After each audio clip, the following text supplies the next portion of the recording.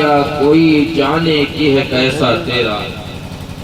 اگر آپ لوگ ہندوستان میں رہتے تو بولے سبحان اللہ، کیونکہ ہم ہندوستان کے شاعر کا ہی کلام پڑھا، سرکار اعلیٰ حضرت کا کلام میں نے پڑھا. آپ لوگ اتنی خاموشی سے سن رہے ہیں، ایسا لگا میں کسی قبرستان میں بیٹھ کے پڑھ رہا ہوں، کیونکہ اتنی خاموشی قبرستان میں ہی ہو سکتی ہے. اور آج کا مسلمان تو خاموش رہ ہی نہیں سکتا، کیونکہ مسلمان وہ ہے جو غوث پاک کی 11ویں کی بریانی کھاتا. بریانی کھانے والا خاموش نہیں رہتا. سمجھ رہا میری بات؟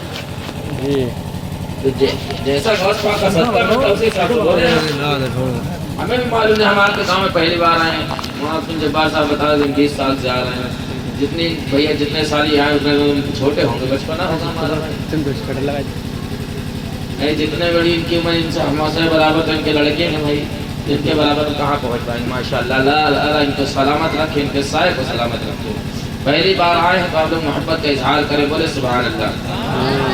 کیونکہ جب کوئی مہمان آتا ہے تو اس کی مہمان نوازی کی جاتی ہے کہ تاکہ وہ اپنے علاقے میں جائے تو ہماری برائی نہیں بلکہ تعریف کرے کہ ہم کہاں گئے تھے، لوگوں نے عزت دی ہے. تو آپ ہم کو 10 روپے دے نہ دو، لیکن سبحان اللہ ضرور دے، کیونکہ پیسہ نکلوانا ان کا کام ہے. یہ تو نعت پڑھیں گے سبحان اللہ نکل آئے گا. ہمیں تھوڑی آواز ہے نعت شریف پڑھنے والی. تو آپ لوگ بس سبحان اللہ کہیں، یہی میرے لیے کافی ہے. تو بولے سبحان اللہ، اور پیچھے سے آواز سبحان اللہ. میں چلتا نہیں مانگ رہا، سبحان اللہ کہنے میں آپ کا ہی فائدہ ہے. 90 نیکیاں ملیں گی ایک بار میں.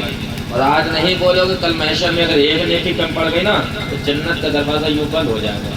کیوں؟ نیکی کم ہے، پوری کر کے لاؤ، کبھی تو دروازہ کھلے گا. تب ہم پچھتائیں گے کاش سبحان اللہ ہی کہہ لیا ہوتا، کاش اللہ اکبر ہی کہہ لیا ہوتا.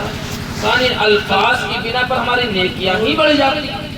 ہم یہاں پہ بیٹھے ہیں نا، کس لیے بیٹھے ہیں؟ اللہ اس کے رسول کے ذکر کے لیے بیٹھے ہیں، غوث پاک کے صدقے میں جی رہے ہیں، ان کا نام لینے کے لیے بیٹھے ہیں. تو جب آپ ذکر کی محفل میں آئے گئے ہم بولے رہے تو کچھ آپ بھی بول لیں. کیونکہ آج کل کی عوام سوچتی ہے دین کی باتیں صرف مولوی ہی بولے، ہم کیوں بولے؟ تو مولوی تقریر کرے گا، آپ اس کا ساتھ سے سبحان اللہ دے گا. جتنا اللہ آپ کو توفیق دے. یاد رکھیں اللہ وحدہ لا شریک قرآن کریم میں ارشاد فرماتا ہے الا بذکر اللہ تطمئن القلوب. اللہ کے ذکر سے دلوں کو سکون ملتا ہے. اللہ کے ذکر سے دلوں کو سکون ملتا ہے. آپ چاہتے ہیں دل کو سکون ملے تو اللہ کا ذکر کرو. لوگ مکمل کے گدوں میں سکون تلاش کرتے ہیں، لوگ محل و ماڑی گاڑی اور بنگلوں میں سکون تلاش کرتے ہیں، لیکن پیارو محل میں رہنے والوں کو سکون اتنا نہیں ملتا جتنا اللہ کے ذکر سے جھوپڑی میں رہنے والوں کو ملا کرتا. آپ دنیا کا مشاہدہ کریں، مجھ سے زیادہ عمر آپ کی ہوگی. محل میں رہنے والوں بھی طرح طرح کی پریشانیوں میں مبتلا رہتے ہیں، لیکن الحمدللہ ایک فقیر ہے، ٹوٹی جھوپڑی میں بھی ہے، ٹوٹی چٹائی پہ سوتا ہے، لیکن وہ بھی اللہ اللہ کہتا ہے. جب اس سے پوچھو بیٹا کیا حال ہے، کہتا الحمدللہ. اس رب کا شکر ادا کرتا ہے، اس رب کا شکر ادا کرتا ہے. کیوں؟ اس کو پتا ہے ہر چیز کا مالک اللہ ہے، اور وہی نے ہم کو پیدا کیا، وہی رزق اور وہی دولت کا مالک. میرے پیاروں اس رب کا ذکر کرو، دلوں کو سکون ملے گا. بولے سبحان اللہ. سیدی اعلیٰ حضرت غوث اعظم کے بارے میں کیا خوب لکھتے ہیں کہ واہ کیا مرتبہ اے غوث ہے بالا تیرا، اونچے اونچوں کے سروں سے ہے قدم اعلیٰ تیرا. سر بھلا کیا کوئی جانے یہ کیسا تیرا، اولیاء ملتے ہیں آنکھیں وہ ہے تلوہ تیرا. اولیاء ملتے ہیں آنکھیں وہ ہے تلوہ تیرا. تیری سرکار میں لاتا ہے رضا اس کو شفیع، تیری سرکار میں لاتا ہے رضا اس کو شفیع. جو میرا غوث ہے اور لاڈلا بیٹا تیرا، جو میرا غوث ہے اور لاڈلا بیٹا تیرا. حضرات محترم وقت بہت کم ہے. وہاں صاحب نے آدھا گھنٹہ بتایا، جمال صاحب نے 15-20 منٹ بتایا. اب میں سوچ رہا ہوں ان کی سنوں کہ ان کی سنوں. اب مجدار میں پھنس گئے ہیں بھائی. اب ان کی بھی سننا ہے، ان کی بھی سننا ہے، تو میں درمیان کا وقت نکال لیتا ہوں. انشاءاللہ 25 منٹ میں ختم ہو جائے گا. یہ بڑے ہیں، بڑوں کی بات بھی نہیں ٹالی جا سکتی، اور چھوٹوں کا بھی کہا بھی سنا جاتا ہے. تو آپ لوگ محبت سے ایک بار درود پاک پڑھیں. اللہم صلی علی سیدنا و مولانا محمد بارک وسلم. صلو علیہ الصلاۃ والسلام دائما علیک یا رسول اللہ صلی اللہ تعالی علیہ وسلم۔ اللہ وحدہ لا شریک اپنے پاک کلام قرآن مجید والفرقان الحمید میں ارشاد فرماتا ہے یا ایھا الذین آمنوا اتقوا اللہ وکونوا مع الصادقین۔ جملوں پہ غور کیجیے گا، یا ایھا الذین آمنوا، اے ایمان والو، اتقوا اللہ، اللہ سے ڈرو، وکونوا مع الصادقین، سچوں کے ساتھ ہو جاؤ یا سچوں کی صحبت کو اختیار کر لو، سچوں کے راستے پہ آ جاؤ۔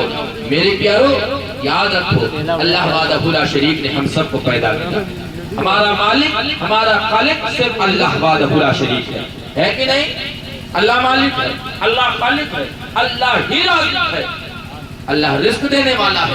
آج یاد رکھو ہم اور آپ اللہ کے بندے ہیں، لیکن رزق کے معاملے میں ہم اللہ کو بھول رہے ہیں۔ ہم کاروبار کی وجہ سے اللہ کے آگے سجدہ کرنا بھول گئے، ہم کاروبار کی وجہ سے روزے رکھنا بھول گئے، ہم اللہ وحدہ لا شریک کو یاد کرنا بھول گئے۔ لوگوں کو صرف پیسہ یاد رہا، دولت یاد رہی، شہرت یاد رہی، عزت و وقار یاد رہا، لیکن پیارو یہ دولت اللہ کے دربار سے آتی ہے، یہ شہرت اللہ دیتا ہے، یہ عزت اللہ دینے والا ہے، یہ عہدے و مراتب و مقام سب اللہ دینے والا ہے۔ آپ دنیا کے چکروں میں پڑے ہیں کہ دولت کمائیں گے شہرت مل جائے گی، دولت کمائیں گے لوگ عزت کرنے لگ جائیں گے۔ یاد رکھو اگر دولت سے عزت ملتی تو نمرود جیسے بادشاہ کو لوگ لعنت نہ کرتے، فرعون جیسے بادشاہ پہ لوگ لعنت نہ کرتے، اتنے بڑے دولت مند لوگ جو وقت پہ سلطنت کیا کرتے تھے، لیکن یاد رکھو جب اللہ کی پکڑ آئی تو فرعون کو دریائے نیل میں غرق کر دیا ہے، نمرود جیسے بادشاہ کو پتھر سے مروا دیا ہے، ابرہہ جیسے لشکر کو ابابیل کی ککڑیوں سے مروا دیا ہے۔ پتہ چل گیا